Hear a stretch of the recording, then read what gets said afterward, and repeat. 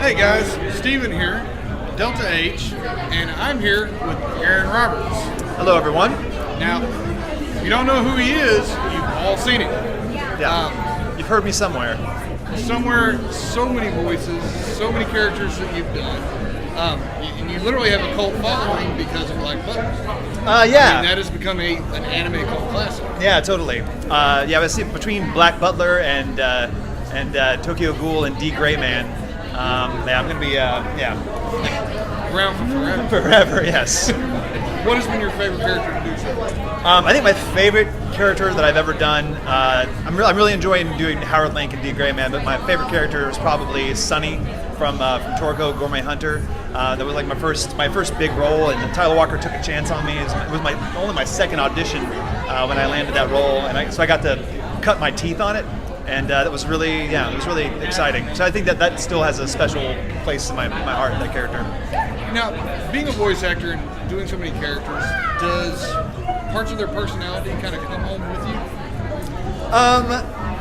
you? Maybe. I mean, I think I don't know. I would definitely say like a lot of the characters that I voice are definitely parts of me that I try to keep hidden, just because they're not very like desirable aspects of humanity, such as like being a snob or like being like a hottie. Like looking down on other people. Like those are things that I try to keep suppressed. So most of my characters are like a little bit lofty and a little bit foppish. And I try not to, because I want people to like me. I don't let that stuff out that often. Well, now when you go in and I was discussing with one of the other voice actors, do you get a lot of cold scripts where you're just walking in and here's your script and rock it? Yeah, absolutely. Basically, cold reading is the core of anime dubbing, of voice work, and oftentimes I don't even know what I'm going to be voicing that day. Like when I warm up my entire range because I have no idea if it's going to be like an Uta character, which is going to be really soft spoken. Like when I went in to record Uta, when I went in to go do Tokyo Ghoul, I had no idea. Mike McFarlane did not let me know that was what I was going to be recording that day. It was a total surprise. On the other hand, I guess that's the most you get. I guess it's like people letting you know what character you're going to be voicing. Like Tyler Walker let me know that I was going to be voicing Samuel before I went in and did Fairy Tail, and Chris George, who's directing D. Gray Man currently, contacted me beforehand. It was like, listen, we're picking up in the middle of a story arc. I need you to watch like these 10 episodes so I don't have to explain all this stuff to you. But sometimes you get a little bit of background or research available to you, and sometimes you're just totally cold. Now, I like to ask this of any of the voice actors.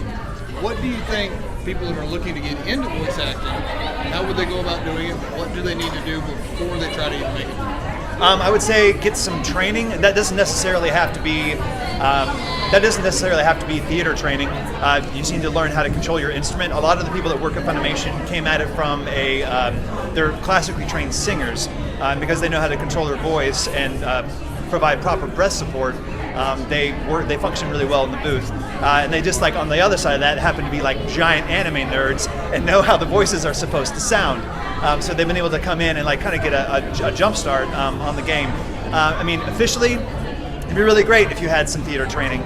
It'd be really nice if you had a minute-long demo reel of like 6 different voices that are 10 seconds apiece, that basically shows your range as an actor and shows like the different voices you can do.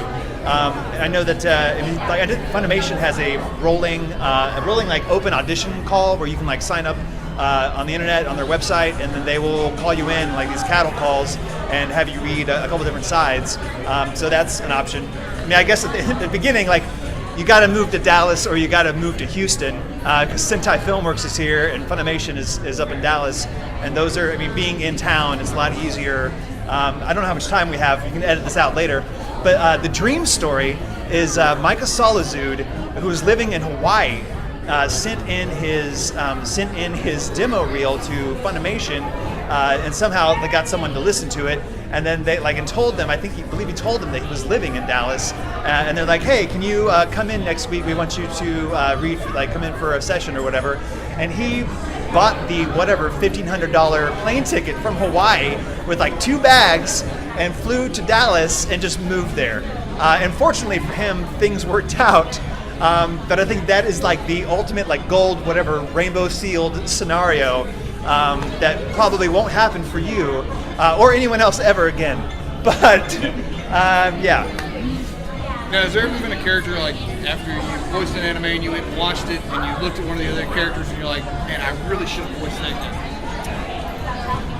guy? Man, no, I really, no, I don't think so. I guess I feel like I gave really good reads on some characters. I auditioned for Brooke in One Piece, but going back and listening to that, Ian Sinclair does a really great job with that character.